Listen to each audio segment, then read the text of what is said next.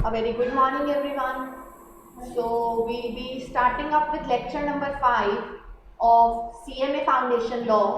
और as आपको पता है हमने प्रीवियस लेक्चर में टाइप्स ऑफ कॉन्ट्रैक्ट्स की फर्स्ट कैटेगरी फिनिश की थी और उस फर्स्ट कैटेगरी में हमने कवर कर लिया था एक्सप्रेस कॉन्ट्रैक्ट क्या होता है, इम्प्लाइड कॉन्ट्रैक्ट क्या होता है, देन टेसिट क्या होता है, क्वासी क्या होता है, ई कॉमर्स कॉन्ट्रैक्ट क्या होता है। आई होप आपने पूरा पिछला रिवाइज किया है बिकॉज हम वहां से आगे इस क्लास को कंटिन्यू कर रहे हैं। ठीक है, तो as you can see on the board मैंने हेडिंग दे रखा है टाइप्स ऑफ कॉन्ट्रैक्ट्स कंटिन्यूड और उसमें हम बेस्ड ऑन एनफोर्सेबिलिटी आज सेकेंड कैटेगरी स्टार्ट कर रहे हैं जिसमें कि जो कि आपको मैंने चार्ट बनवाया था बिगनिंग में, उसमें अगर आप देखोगे तो उस चार्ट में सबसे पहला on the basis of enforceability के नीचे सबसे पहला हमने लिखा था वैलिड कॉन्ट्रैक्ट, राइट। और अगर याद हो तो इसके बारे में हम चर्चा थोड़ी कर भी चुके हैं कि वैलिड कॉन्ट्रैक्ट क्या होता है। मैंने आपको बताया था कॉन्ट्रैक्ट का नॉर्मल मतलब क्या होता है, it is agreement plus enforceability, right. अगर उसको थ्योरेटिकल लॉ की वो कैब में लिखेंगे तो कैसे लिखेंगे, answer is an agreement which is enforceable by law is contract. उसके बाद मैंने प्लस का साइन डाला है।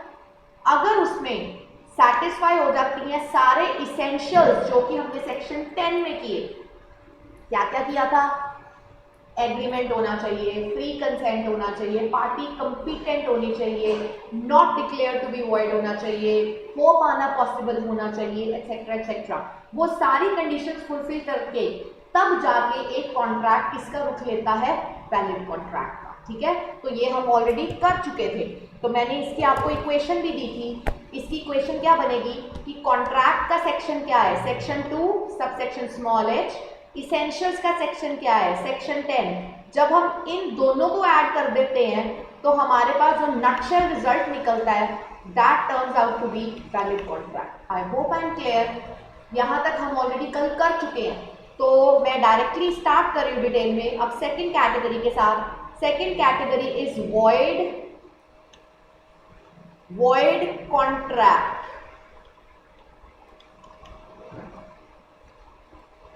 उसके नीचे सेकेंड कैटेगरी है void contract। Now what does void contract means, पहले मैं आपको इसकी लॉ के पॉइंट ऑफ व्यू से थ्योरी लिख पाऊंगी। void contract आता है according to section 2 subsection small j। What does void contract means? First you will write it down. You will write that a contract which ceases to be enforceable,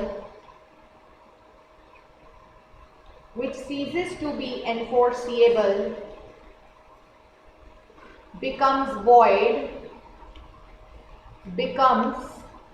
void when it ceases to be enforceable।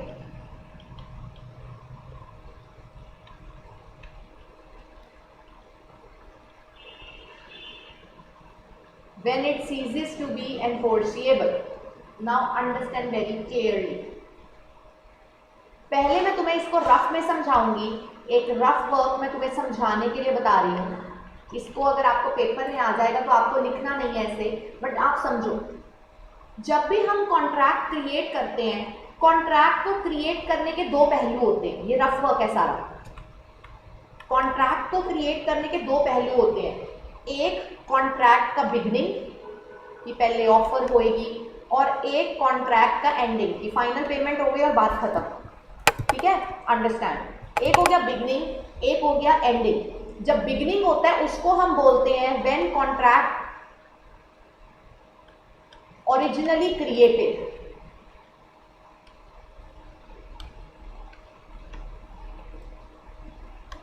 और ending के case में क्या होता है, when contract is executed.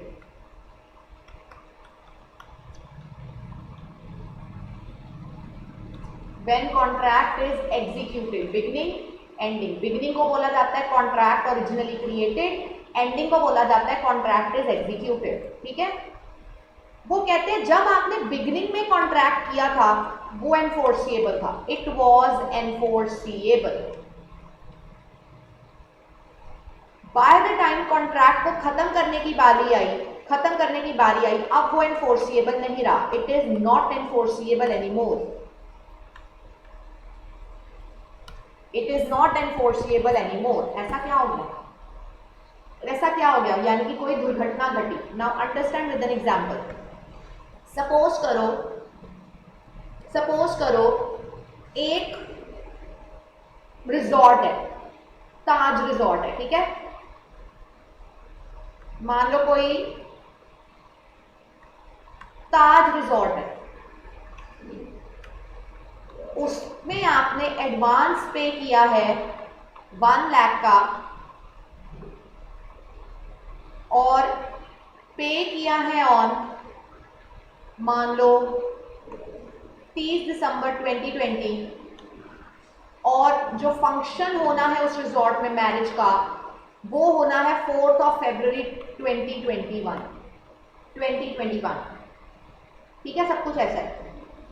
अब आप बताओ आपने कॉन्ट्रैक्ट कब क्रिएट किया? आपने कॉन्ट्रैक्ट किया कि 1 लाख मैं एडवांस दे रहा हूं, 4 फरवरी को फंक्शन होगा, बाकी की पेमेंट 4 फरवरी को की जाएगी, राइट। कॉन्ट्रैक्ट ओरिजिनली कब क्रिएट हुआ? आंसर इज जब एडवांस की पेमेंट हुई होगी।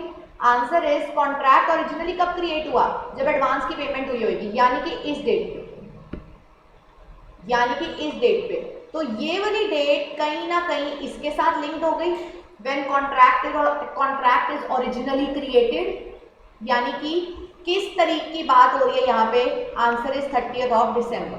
तो 30 दिसंबर इस तरफ इशारा करेगा, राइट। अब 4 फरवरी को फंक्शन होना था। नाउ अंडरस्टैंड, 30 दिसंबर से लेके 4 फरवरी के बीच में टाइम गैप है, there is a time gap. अब दुर्घटना घटते टाइम तो लगता नहीं, हमें तो पता नहीं है किस वक्त क्या हो जाएगा, destiny, activity, everything is so much uncertain in life, right. तो हम क्या कर सकते हैं? बट पॉजिटिव सोच सकते हैं, कुछ नेगेटिव थिंकिंग ना माइंड में आने दे, आगे जो करना है वो भगवान के हाथ में, राइट। तो अनसर्टनिटी कभी भी किसी के साथ भी हो सकती है। हम एग्जाम्पल ले लेते हैं बीच के टाइम स्पैन में, जैसे कि मैं लेती हूँ मान लो 10 जनवरी को, 10 जनवरी को ताज रिजॉर्ट कॉट फायर। अब बताओ क्या हुआ? जब 30 दिसंबर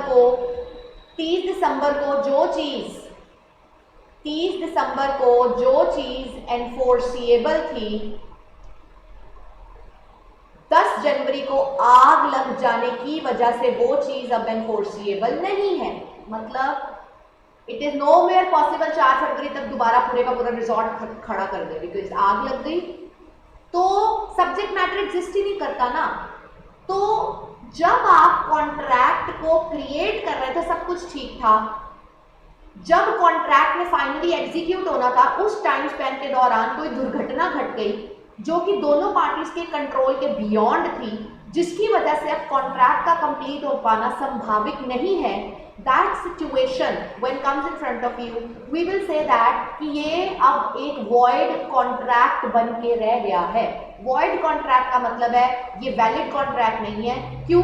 क्योंकि इसमें जो सब्जेक्ट मैटर था ताज रिजॉर्ट, उसी को ही आग लग गई है, अब वो इन एग्जिस्टेंस में नहीं है। ठीक है, आफ्टर अंडरस्टैंडिंग दिस एग्जाम्पल मैं आपको वापस डेफिनेशन पे लेके जा रही हूँ समझाने के लिए लॉ की लैंग्वेज में। Understand, see a contract which ceases to be enforceable, वो कॉन्ट्रैक्ट जो अब एनफोर्सिएबल नहीं है, नीचे वाले एग्जाम्पल के हिसाब से 10 जनवरी को, वो कॉन्ट्रैक्ट जो अब एनफोर्सिएबल नहीं है बिकम्स वॉइड। वो उस तारीख को वॉइड माना जाता है जब वो सीजेस टू बी एनफोर्सिएबल हो जाता है, यानी कि 10 जनवरी को उसको वॉइड कॉन्ट्रैक्ट डिक्लेयर किया जाएगा।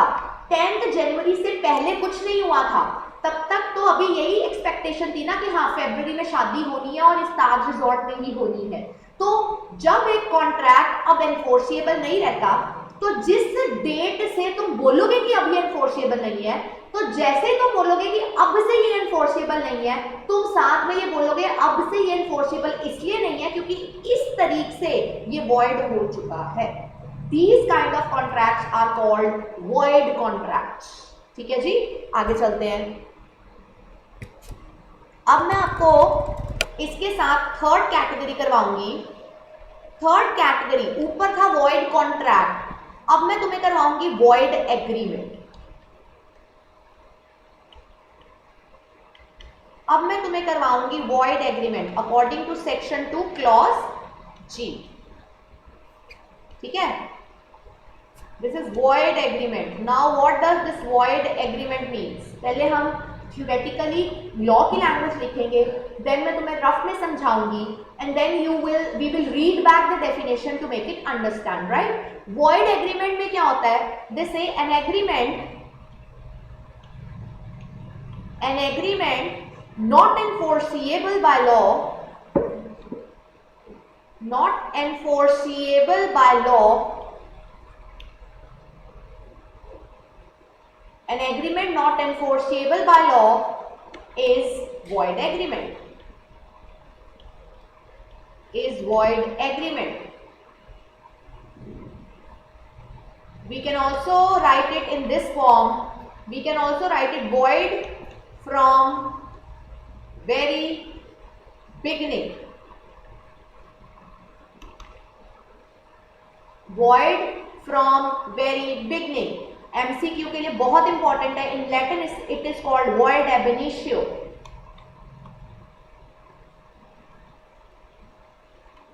For MCQ it is very important that what is void agreement called? It is called void ab initio।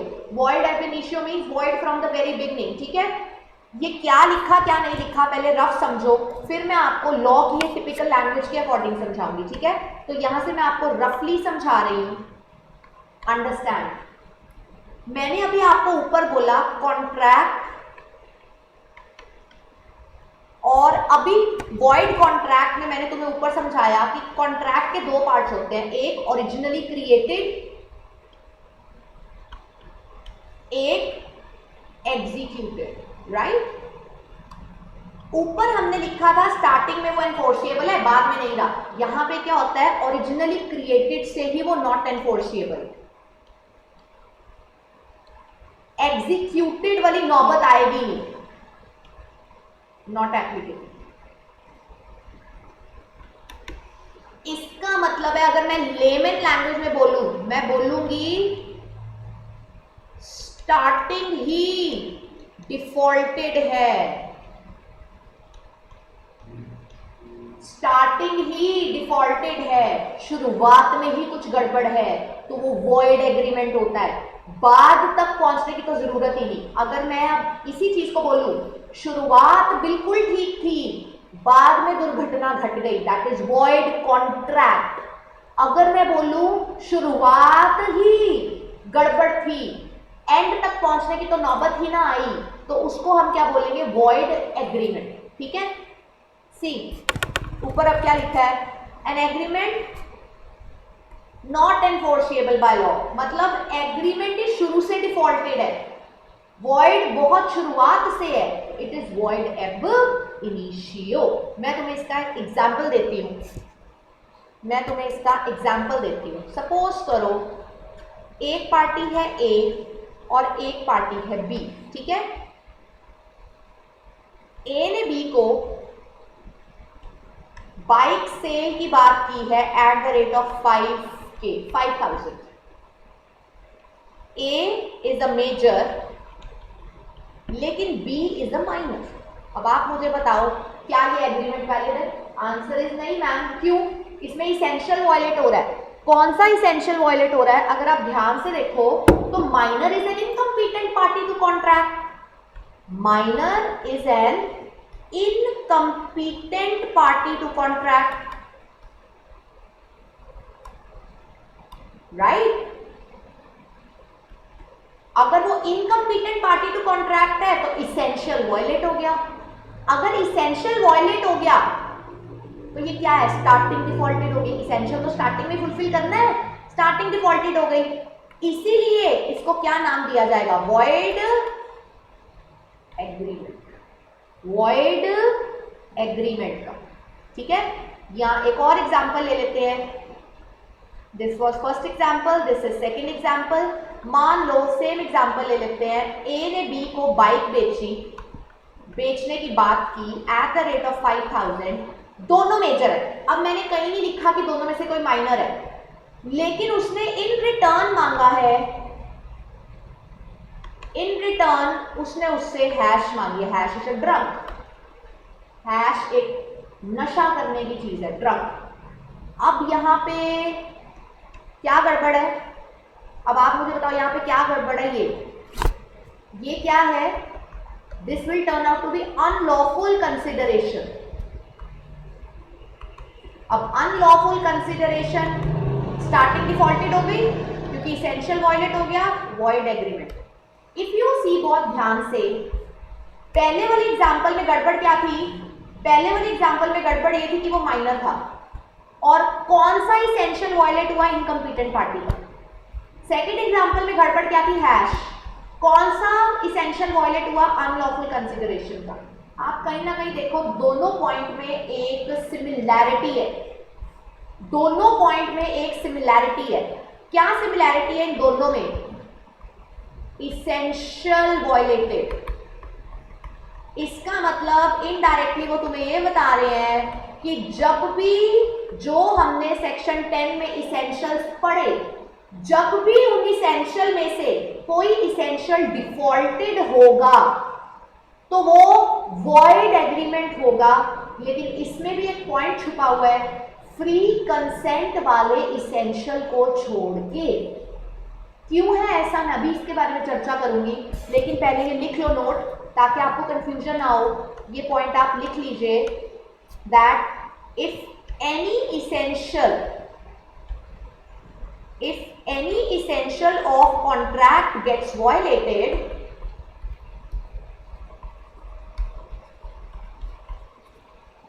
contract gets violated other than free consent, then the beginning of agreement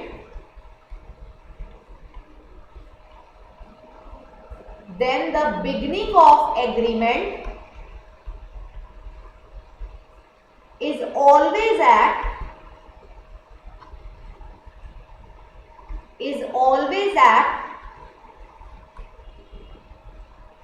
default side. Then the beginning of agreement is always at default side.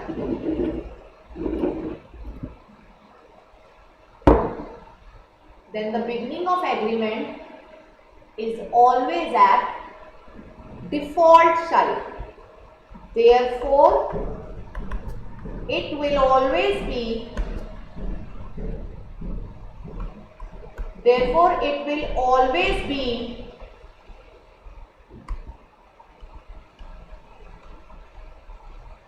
void agreement.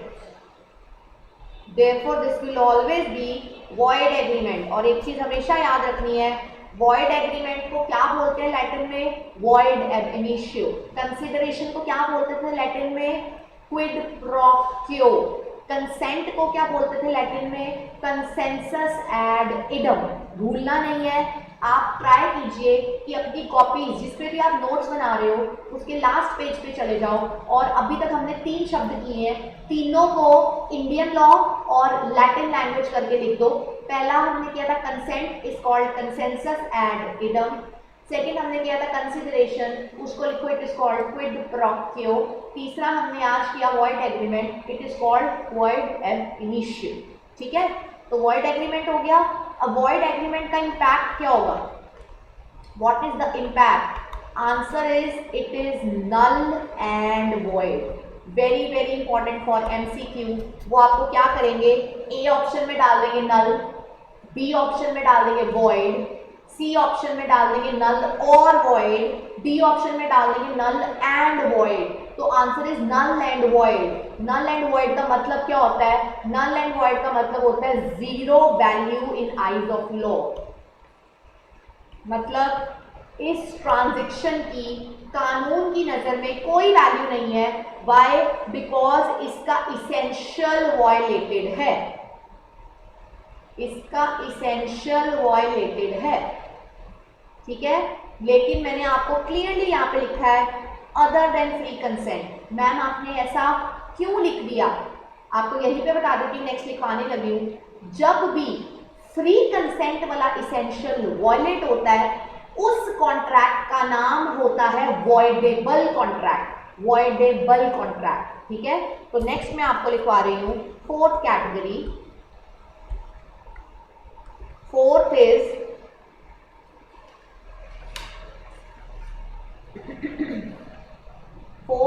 voidable contract according to section 2 clause small I।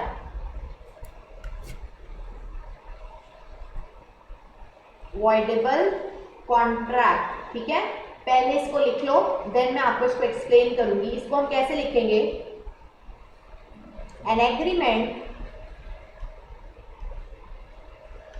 enforceable at the option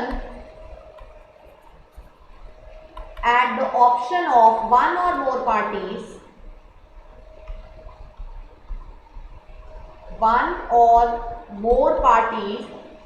but not at the option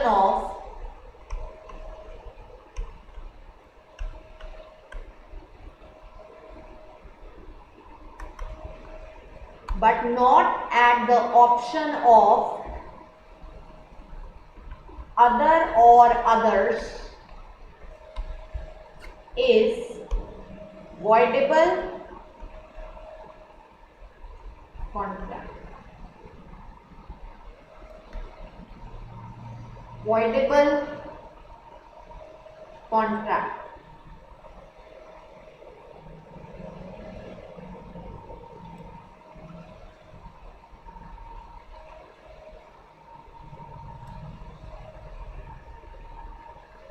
ठीक है।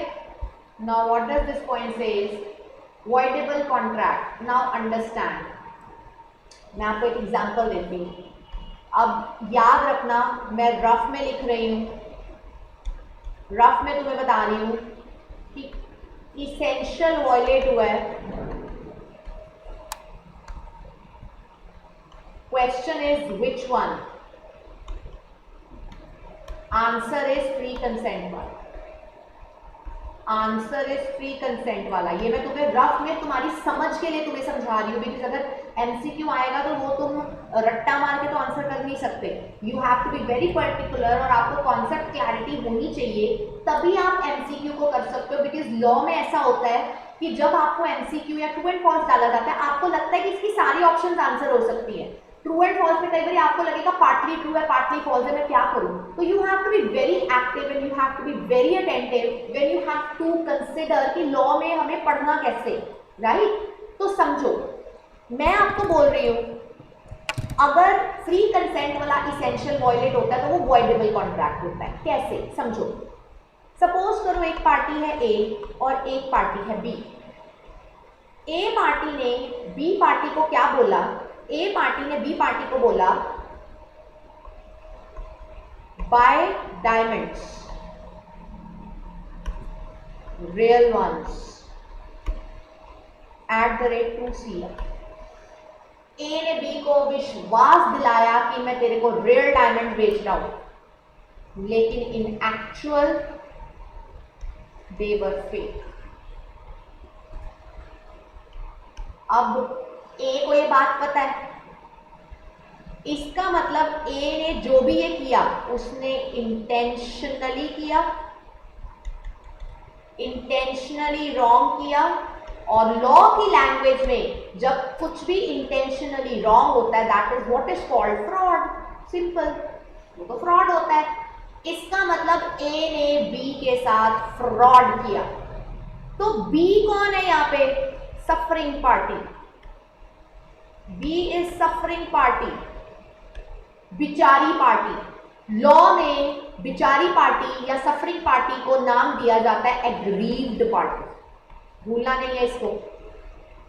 अब से मैं दोबारा नहीं बताऊंगी, आपको पता होना चाहिए being a law student that aggrieved party means भुगतने वाली पार्टी, जिसने सफर किया होता है पूरी प्रक्रिया में।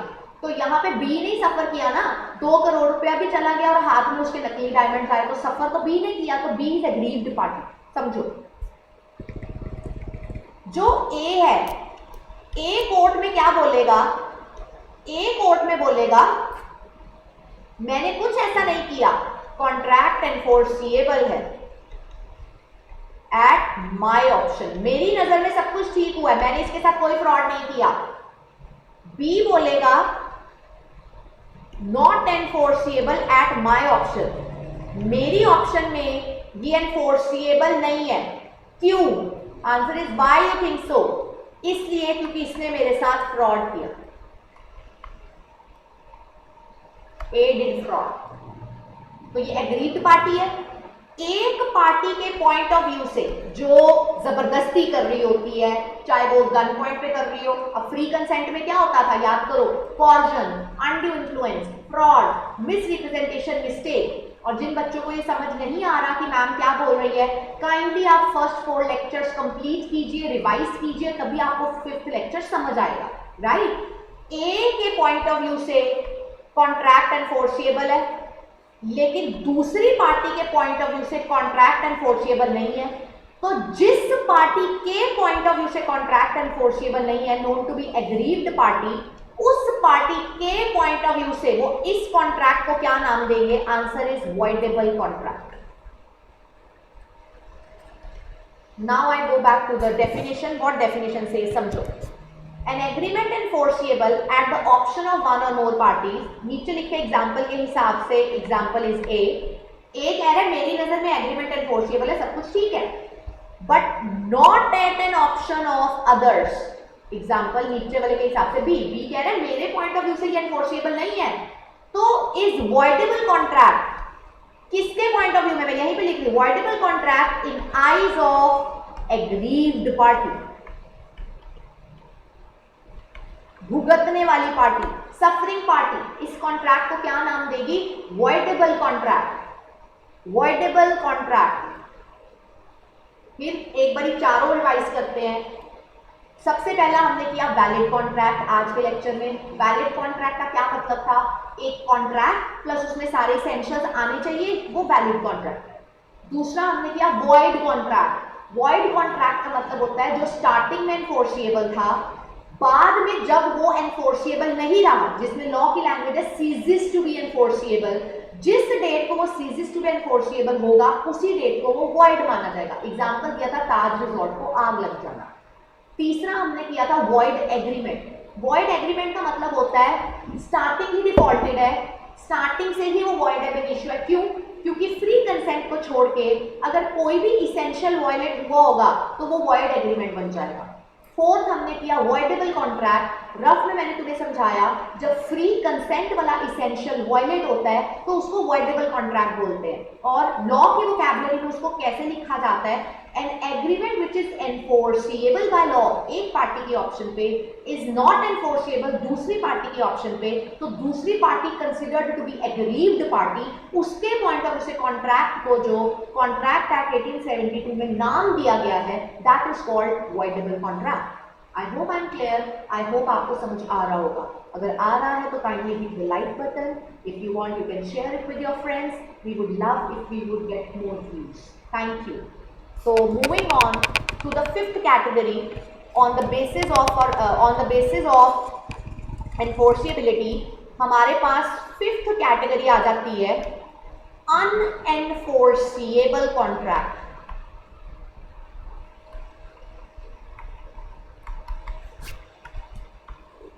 हमारे पास आ जाती है अनएनफोर्सिएबल contract. Now what does this अनएनफोर्सिएबल contract means?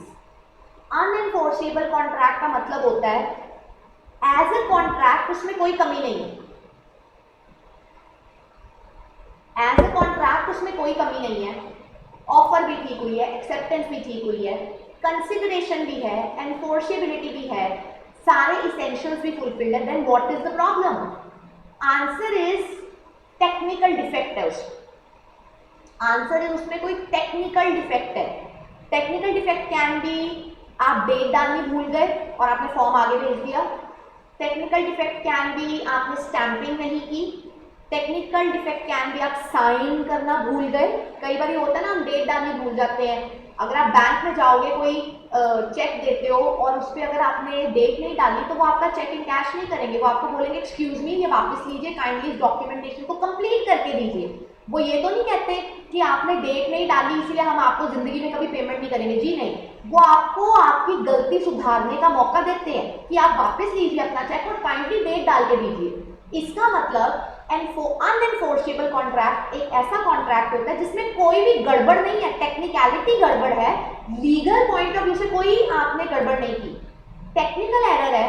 जैसे ही आप उस टेक्निकल एरर को ठीक कर दोगे, जैसे कि डेट नहीं डाली तो डाल दो, साइन नहीं किए तो कर दो, जैसे ही आप उस टेक्निकल डिफेक्ट को ठीक कर दोगे, वो जो कॉन्ट्रैक्ट पहले अनएनफोर्सेबल कहलाया जा रहा था टेक्निकल डिफेक्ट की वजह से, अब क्योंकि टेक्निकल डिफेक्ट ठीक हो गया है, अब उसको कहेंगे कि अनएनफोर्सेबल कॉन्ट्रैक्ट कन्वर्ट हो गया एनफोर्सेबल कॉन्ट्रैक्ट में, और अब आप उसको as a valid contract execute कर सकते हो। ठीक है, तो let us write it down. What is unenforceable contract? We will say where contract is good in substance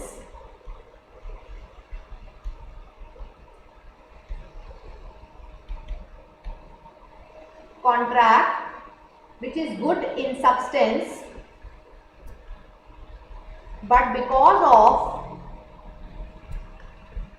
some technical defect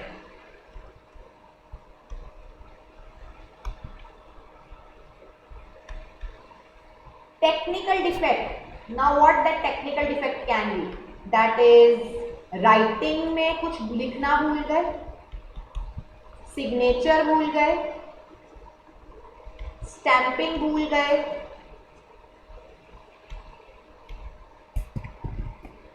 etcetera.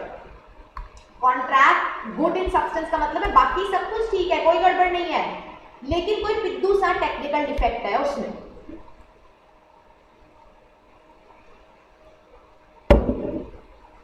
ठीक है जी, इसका मतलब अगर मैं इसका इक्वेशन बनाऊं तो मैं ऐसे बना सकती हूं कि ये एक वैलिड कॉन्ट्रैक्ट है, लेकिन इसमें कुछ मिसिंग है, something is missing.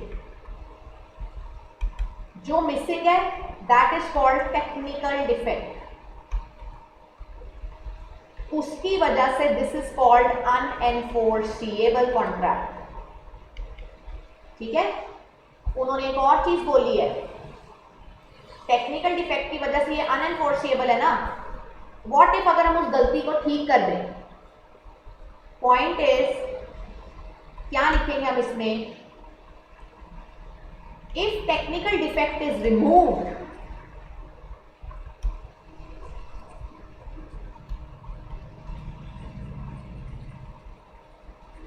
It is equal to enforceable contract. ठीक है, और आपको मैं रफ में हिंदी में लिख रही हूं कि अगर डेट नहीं डाली तो ये मिसिंग इंफॉर्मेशन है, अब डाल दो, अब डेट डाल दो। अब अगर डेट डाल दी तो टेक्निकल डिफेक्ट रिमूव कर दिया, जैसे ही टेक्निकल डिफेक्ट रिमूव हुआ, that contract will be taken as enforceable contract.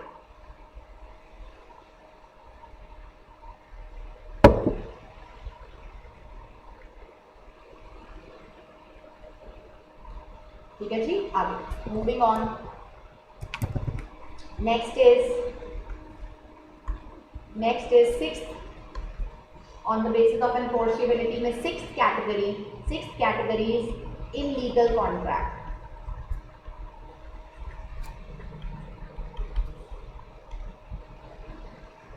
illegal contract, now what does illegal word क्या होता है?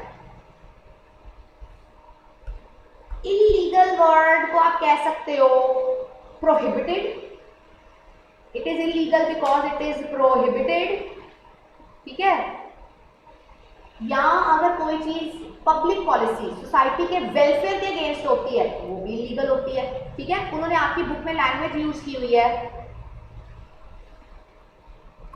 एन इलीगल एग्रीमेंट, आप इलीगल एग्रीमेंट बोलो या इलीगल कॉन्ट्रैक्ट बोलो, it doesn't matter. Illegal agreement और इलीगल कॉन्ट्रैक्ट एक ही बात है, क्योंकि इलीगल हर चीज इलीगल होती है, राइट। तो इलीगल एग्रीमेंट इज डेस्टिट्यूट, लिखा हुआ है आपकी बुक में destitute. This word is given in your study module of CMA Foundation. I am talking the word which is given in page number 5 of your study module, right? An illegal agreement is destitute of any legal effect. Destitute का मतलब होता है वंचित रह जाना, आपको कानूनी तौर पे एंटरटेन नहीं किया जाएगा, उल्टा कानूनी तौर पे फंसा दिया जाएगा। इसका मतलब है illegal contract are prohibited, prohibited मनाही है। अगर करते हुए पकड़े गए तो you have to bear the circumstances, you have to bear the action जो सरकार आपके ऊपर डालेगी, चाहे वो पेनाल्टी डाले चाहे वो पनिशमेंट डाले, ठीक है जी। तो now understand something, illegal contract है ना, समझो। मैं बोलती हूं ए ने बी को बोला, ध्यान से समझना, ए ने बी को बोला murder Z, I will pay you 1 CR। Understand very carefully, murdering, what is the object behind the transaction? Answer is unlawful object,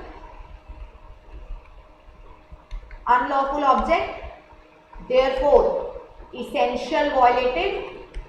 हमने तो पढ़ा था जब भी essential violate होगा, फ्री कंसेंट वाला छोड़ के, तो ये फ्री कंसेंट वाला तो नहीं है, तो जब भी essential violate होगा इसीलिए वो क्या होगा, हमेशा void agreement है, ठीक है जी, मान लेते हैं ये void agreement है। लेकिन क्योंकि murdering someone साथ में prohibited भी है, इसीलिए ये वॉइड एग्रीमेंट के साथ साथ क्या है, इलीगल कॉन्ट्रैक्ट एज वेल। तो हम इस एग्जांपल को क्या बोलेंगे, इट इज वॉइड। कैसे लिखते हैं इसको लॉ में, इसको लिखेंगे void as well as illegal.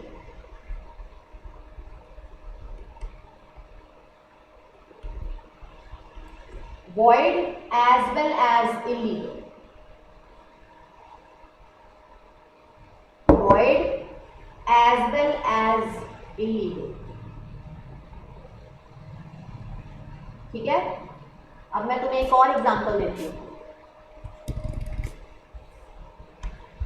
मैं लिखती हूं ए है और बी है, ए ने बी को कार बेची है और जो बी है वो हिप्नोटाइज है।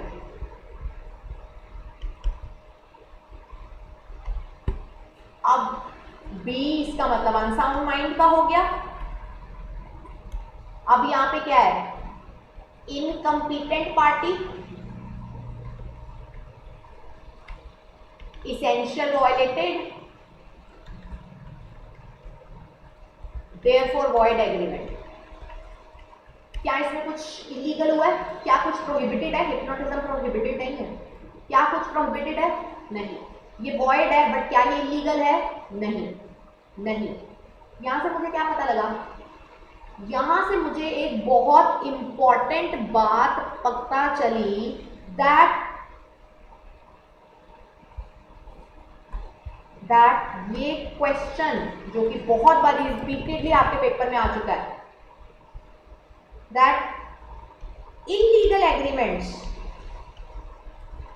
Are always void, but void agreements need not be illegal.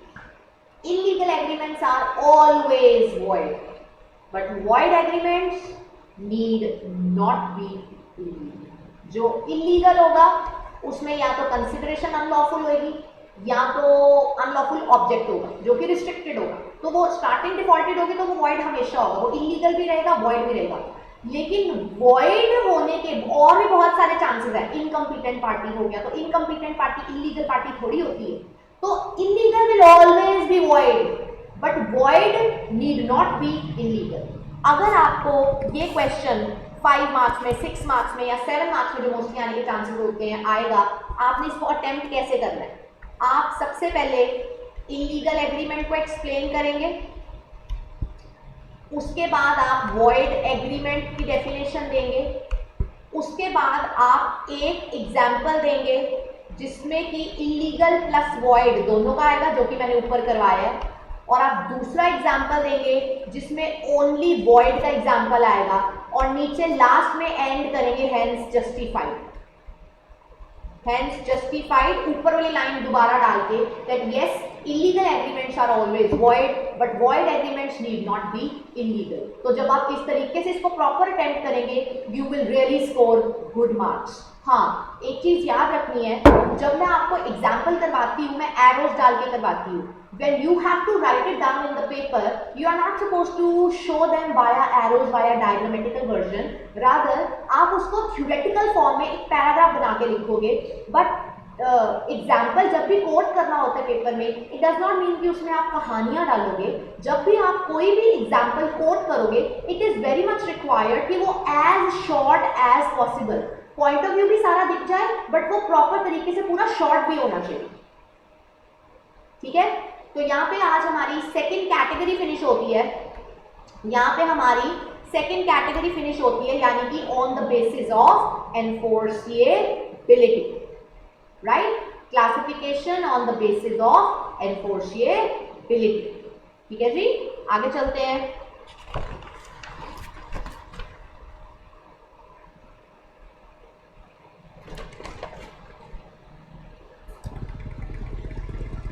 Next चलते हैं थर्ड कैटेगरी में। नेक्स्ट चलते हैं बेटा जी थर्ड कैटेगरी में। थर्ड कैटेगरी में हमारे पास आ जाता है on the basis of obligation,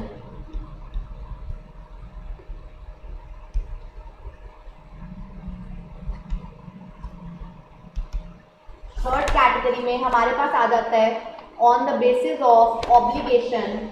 और on the basis of obligation में हमारे पास सिर्फ दो ही किद्दी कैटेगरीज हैं, तो मैं उसको कैटेगराइज करके करवा रही हूँ। On the basis of obligation में हमारे पास दो कैटेगरीज आ जाती हैं। One is called unilateral contract, one is called unilateral contract, second is called bilateral contract।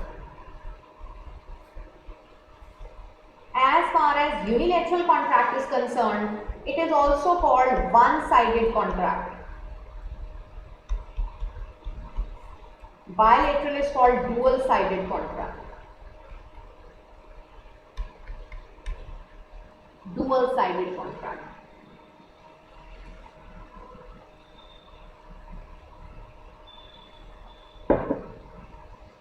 अब अगर आप ध्यान से समझो, वन साइडेड कॉन्ट्रैक्ट या यूनिलेटरल कॉन्ट्रैक्ट का मतलब होता है कॉन्ट्रैक्ट में दो पार्टीज होती हैं, ऑफरर और ऑफरी। जब दोनों पार्टीज में से एक पार्टी अपने काम को पूरा कर चुकी होती है बट दूसरी पार्टी ने अपने काम को अधूरा छोड़ा होता है, तो एक पार्टी जिसने अपने काम को पूरा कर दिया, ठीक है, दूसरी पार्टी के पॉइंट ऑफ व्यू से भी काम करना पेंडिंग है, तो वन साइडेड हो गया ना। वन साइडेड मतलब एक ने किया एक ने नहीं किया।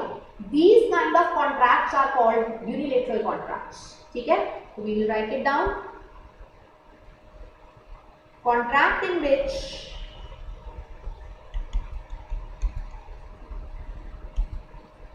one party met his obligation। इसको अगर मैं हिंदी में बोलूं तो इसका मतलब है एक पार्टी ने अपना काम कर दिया। Contract in which one party met his obligation and other party, यानी कि दूसरे बंदे का काम करना भी बाकी है, and other parties obligation is outstanding.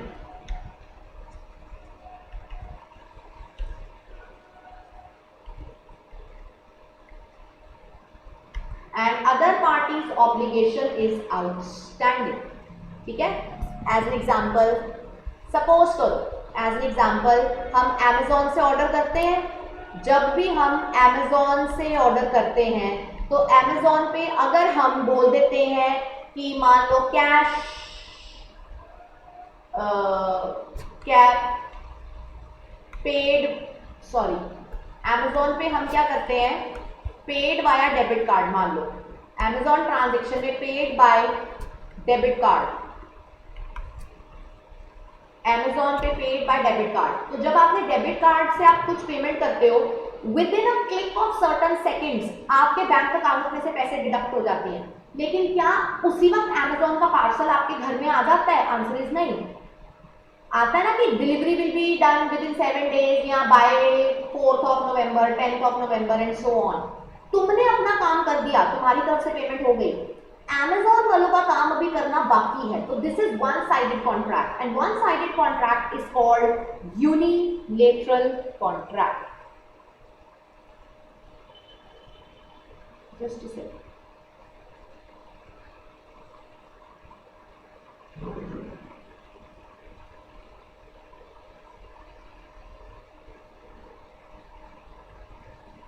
आगे moving on. What about dual sided contract या डबल साइडेड कॉन्ट्रैक्ट? क्या होता है ये? What is bilateral contract? Bilateral contract का मतलब होता है दोनों तरफा। दोनों तरफा का मतलब है दोनों पार्टीज ने अपना अपना काम कर दिया। अंडरस्टैंड? दोनों पार्टीज ने अपना अपना काम कर दिया।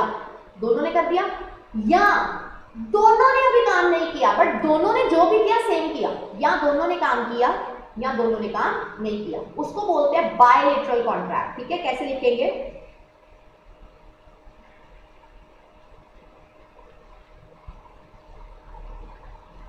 Contract in which both parties met their obligation,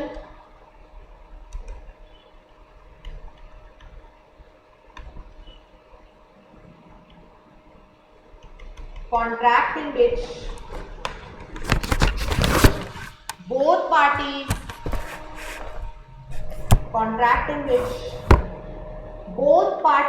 met their obligation, both parties met their obligation, or contract in which both parties are yet to meet their obligation.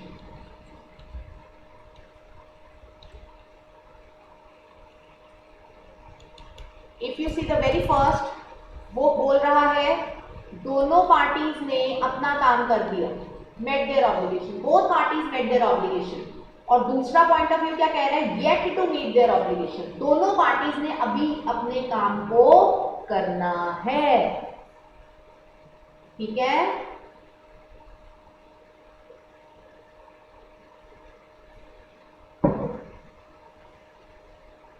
इसी के साथ आपकी नेक्स्ट कैटेगरी भी कनेक्टेड है। It says based on the extent of performance, तो मैं उसको link करके ही बता रही हूं।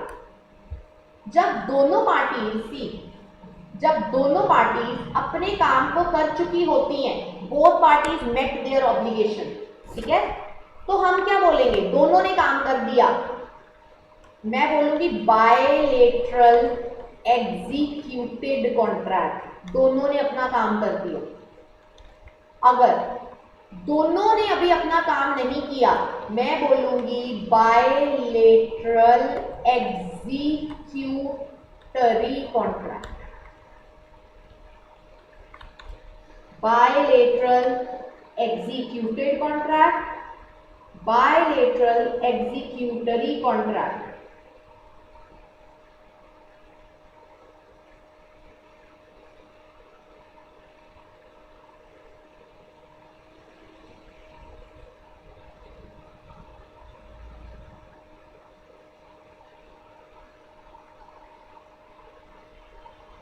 Just a minute.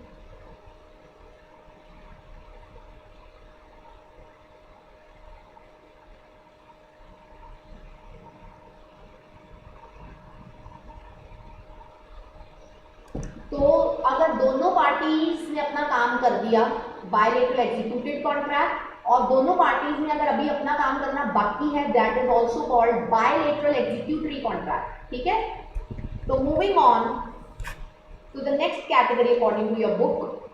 तो नेक्स्ट कैटेगरी हमारी कैटेगरी नंबर क्या था, फोर्थ कैटेगरी ना। फोर्थ कैटेगरी हमारे पास आ गई on the basis of performance.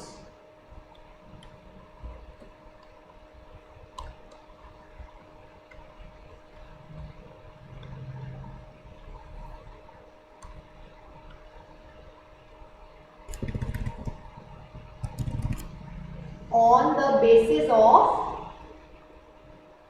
performance,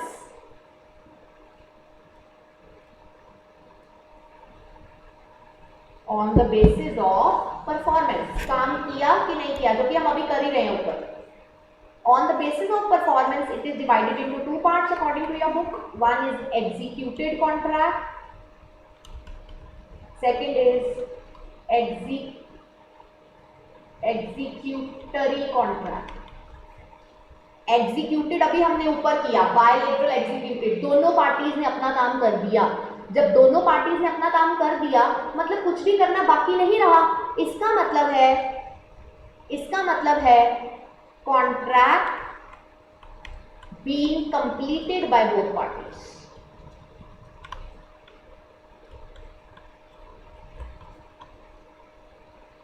अगर दोनों पार्टीज ने अपना काम कर दिया तो इट इज एग्जीक्यूटेड कॉन्ट्रैक्ट। और अगर दोनों ने अभी कुछ नहीं किया, इसका मतलब है कॉन्ट्रैक्ट होली अनपरफॉर्म्ड। कॉन्ट्रैक्ट होली अनपरफॉर्म्ड, दोनों ने ही अभी अपना काम नहीं किया। You getting it? अब मैं तुम्हें एग्जांपल देती हूँ। जैसे मैंने तुम्हें यूनिलेटरल का एग्जांपल दिया था, तुमने अमेजॉन से डेबिट कार्ड से पे कर दिया। ठीक है, मैं तुम्हें एग्जांपल देती हूँ दोबारा से। सपोज करो अमेजॉन लेते हैं, अमेजॉन वाया हम डीलिंग कर रहे हैं। ठीक है, सपोज करो मैंने पे कर दिया वाया डेबिट कार्ड, अमेजॉन से भी डिलीवरी बाकी है, वन साइडेड हो गया। This is unilateral contract. ठीक है, आगे मैंने अमेजॉन से डीलिंग की, मैंने बोल दिया कैश ऑन डिलीवरी करूंगी। सेकंड, अभी पार्सल भी आना है और जब आएगा तभी पे करूंगी। Both parties yet to meet their obligation, यानी कि एग्जीक्यूटरी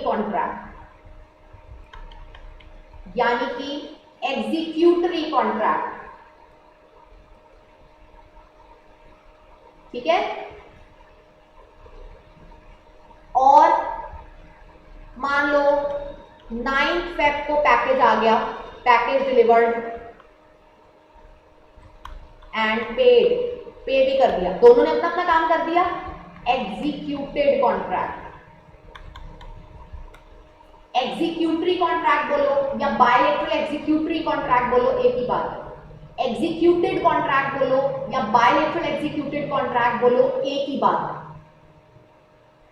ठीक है, तो मैंने अमेजॉन के साथ तुम्हें 3 डिफरेंट सिचुएशंस लिंक करके बता दिया है कि यूनिलेटरल, बायलैटरल, एग्जीक्यूटरी या एग्जीक्यूटेड किस फॉर्म में लिया जाता है।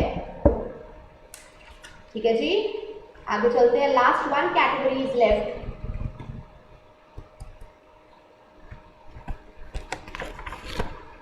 It is on the basis of method of formation according to your book, 6th category, 6th or 5th,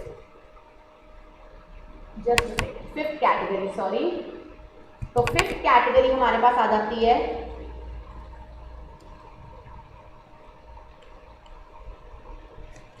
on the basis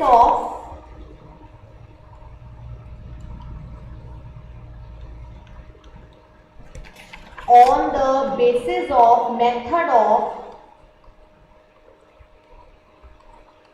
formation,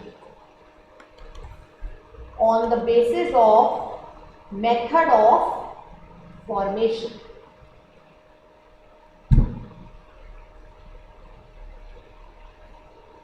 ठीक है, आगे on the basis of method of formation, याद रखो बेसिकली ये इंडियन लॉ के लिए नहीं है, ये वो category of types of contract हम कर रहे हैं जो इंडियन लॉ में एप्लीकेबल नहीं है, ये इंग्लिश लॉ की देन है, ठीक है। तो इसको मैं दो पार्ट्स में डिवाइड कर रही हूँ क्योंकि इसमें दो कैटेगरीज ही मैंने आपको लिखवाई थी, एक लिखवाया था फॉर्मल कॉन्ट्रैक्ट और एक लिखवाया था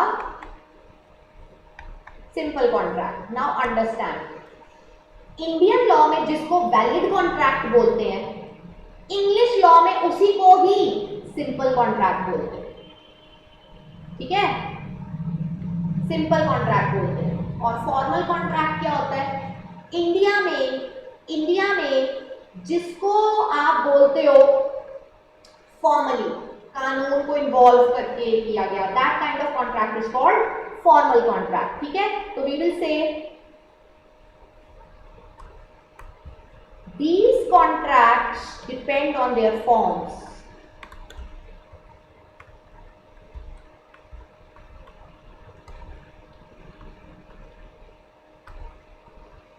Depend on their forms.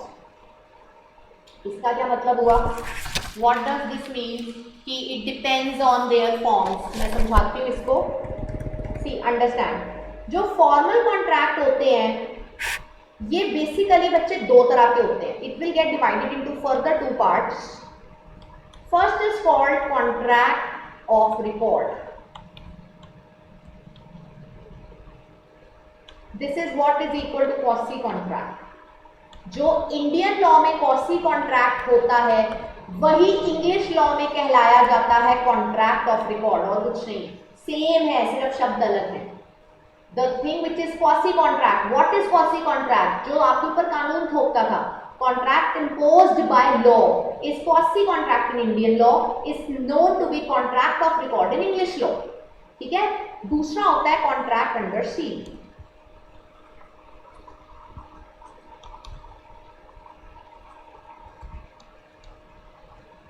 Contract under seal. ठीक है. अब ये जो quasi contracts, जो क्वासी कॉन्ट्रैक्ट्स होते हैं ये इंडियन लॉ में है, राइट. जो कॉन्ट्रैक्ट ऑफ रिकॉर्ड है ये आगे दो पार्ट्स में डिवाइड हो जाता है. कॉन्ट्रैक्ट ऑफ रिकॉर्ड आगे दो पार्ट्स में डिवाइड हो जाता है. एंड आगे जब दो पार्ट्स में ये डिवाइड होता है तो कॉन्ट्रैक्ट ऑफ रिकॉर्ड के नीचे दो कैटेगरीज आती हैं. First is judgement and second is recognizance. First is judgement, second is recognizance. Judgement मतलब कोर्ट की जजमेंट के ऊपर आपका कॉन्ट्रैक्ट डिपेंडेंट है, तो कोर्ट की जजमेंट के बेसिस पे कॉन्ट्रैक्ट ऑफ रिकॉर्ड हो गया. रिकॉग्नाइजेंस का मतलब होता है कि जज ने आपको समन भेजा. जब कोर्ट की तरफ से आपको ऑर्डर आते हैं कि आप कोर्ट में आके गवाही दीजिए, तो कोर्ट की तरफ से आपको ऑर्डर लेटर आती है. That order letter is called summon. तो रिकॉग्नाइजेंस का मतलब होता है जब आपको कोर्ट ने समन भेजा कि राकेश इस तारीख को गवाही देगा, मेक श्योर जिस राकेश को समन लेटर आई है वही राकेश गवाही देने आए. अगर तुम गवाही देने आ रहे हो तो तुम्हारा ऑटोमेटिकली कोर्ट के साथ एक कॉन्ट्रैक्ट क्रिएटेड है कि तुम धोखा नहीं करोगे. जिस रमेश को लेटर भेजी वही रमेश देने आएगा. तो है कुछ नहीं, कोर्ट की जजमेंट या समन लेटर भेज के बुला के गवाही दिलवाना, रिकॉग्नाइजेंस. दोनों ही कॉन्ट्रैक्ट ऑफ रिकॉर्ड का पार्ट है. कॉन्ट्रैक्ट ऑफ रिकॉर्ड कुछ नहीं है, क्वासी कॉन्ट्रैक्ट है. बस फर्क ये है कि इंग्लिश लॉ में उसके लिए जो शब्द की वरतों की जाती है that is contract of record. ठीक है. दूसरा आता है कॉन्ट्रैक्ट अंडर सील. अब जो ये कॉन्ट्रैक्ट अंडर सील है बेसिकली ये वो कॉन्ट्रैक्ट्स होते हैं जिसमें जो उसी वक्त नहीं खोले जाते. कॉन्ट्रैक्ट अंडर सील का मतलब है जिनको उसी वक्त नहीं खोला जाता, किसी घटना के ग्रस्त होने पे, घटने पे ही इन कॉन्ट्रैक्ट्स को ओपन किया जाएगा. जैसे कि पावर ऑफ अटर्नी, जैसे कि किसी को गाड़ी गिफ्ट कर दी, गिफ्ट डीड एक्सेट्रा. ठीक है जी, आगे चलते हैं. What is simple contract? English law में अदर देन फॉर्मल, मतलब जो क्वासी नहीं है, जो कॉसी नहीं है, मतलब कानून द्वारा थोपा नहीं किया, तो तुमने खुद क्रिएट किया। मैंने तुम्हें बताया था इंडियन लॉ में जो वैलिड कॉन्ट्रैक्ट है, इंग्लिश लॉ में वो सिंपल कॉन्ट्रैक्ट है, सिंपल, और कुछ नहीं है।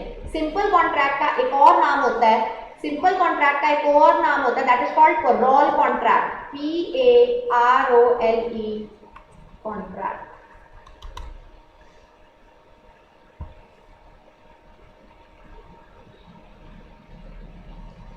ठीक है जी, तो यहाँ पे आपका मेरे साथ कैटेगरी फिनिश होता है।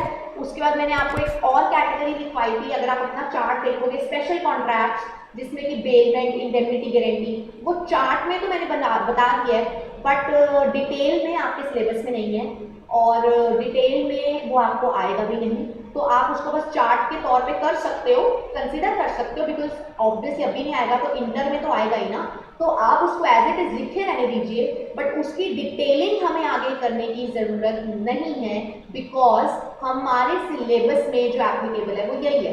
तो मैं फटाफट से एक बारी डिस्कस करती हूँ। सबसे पहले नॉर्मली बात करेंगे, valid contract, contract with essentials, ठीक है। दूसरा, void agreement, starting defaulted, reason any essential violated, not enforceable from the very beginning. Third, void contract, enforceable in the beginning, not enforceable in future. When it ceases to be enforceable, it is void contract. Example, Taj wala. Fourth, unenforceable, technical defect है, वैसे सब कुछ ठीक है। Illegal, prohibited है, इसीलिए जो illegal होगा वो वॉइड होगा, जो वॉइड है वो जरूरी नहीं है कि इलीगल। एक्सप्रेस, ओरल या रिटन। क्वासी, ओरल नहीं, रिटन नहीं, कंडक्ट नहीं, imposed by law. Implied, imposed by conduct. Tacit, silent category of implied contract is called tacit. E commerce contract, contract entered via internet. Voidable contract, contract जिसमें एक party की consent free है, दूसरी party की consent free नहीं है, तो aggrieved party जिसकी ऑप्शन पे कॉन्ट्रैक्ट एनफोर्सिएबल नहीं है, उसके पॉइंट ऑफ व्यू से contract is called voidable contract. Then simple contract, contract जो फॉर्मल नहीं है वो सिंपल, इंडियन लॉ का वैलिड, इंग्लिश लॉ का simple. What is contract of record, Indian law का पॉसी, इंग्लिश लॉ का contract of record. Contract of record की कितनी कैटेगरीज है? दो, जजमेंट एंड रिकॉग्नाइजेंस। दोनों पार्टीज कॉन्ट्रैक्ट को कर ले, बायलेटरल एग्जीक्यूटेड, दोनों का करना बाकी, बायलेटरल एग्जीक्यूटेड, दोनों में से किसी एक ने किया, यूनिलेटरल कॉन्ट्रैक्ट। ठीक है जी, I hope I am clear, I hope you will be able to understand and these are the categories. अब से इसके बाद जितने भी लेक्चर्स होंगे वहाँ पे मैं बार बार नहीं समझाऊंगी कि quasi, void agreement, void contract कब वर्ड यूज करना है। You should be comfortable enough कि अब जब मैं बोलूँ कि ये वॉइड एग्रीमेंट है, ये ना वैलिड एग्रीमेंट है, ये ना कॉसी है, तो तुम्हें इन शब्दों का पता होना चाहिए कि कब यूजेज की जाएगी। तो आज की क्लास के लिए बस इतना ही। Stay tuned for the very next lecture. I hope it is clear to you. अगर कोई प्रॉब्लम हो तो you can contact me on my number, on my phone number. It is, you can note it down. It is like, if you have any problem, in any case, something is not understandable, or you want to ask any query, you want to ask any topic, कुछ है जो clear नहीं है, या आप मेरे से कुछ पूछना चाहते हो, तो my name is Saloni Bajaj Sood and my phone number is 9878674411. You can ask queries, not anything else, no personal questions, only for queries. You can opt via WhatsApp on this number. Or in case you want to ask me anything, feel free to call. You can call ICM staff as well for further inquiries. And thank you so much for watching. Stay tuned for the very next lecture. Thank you.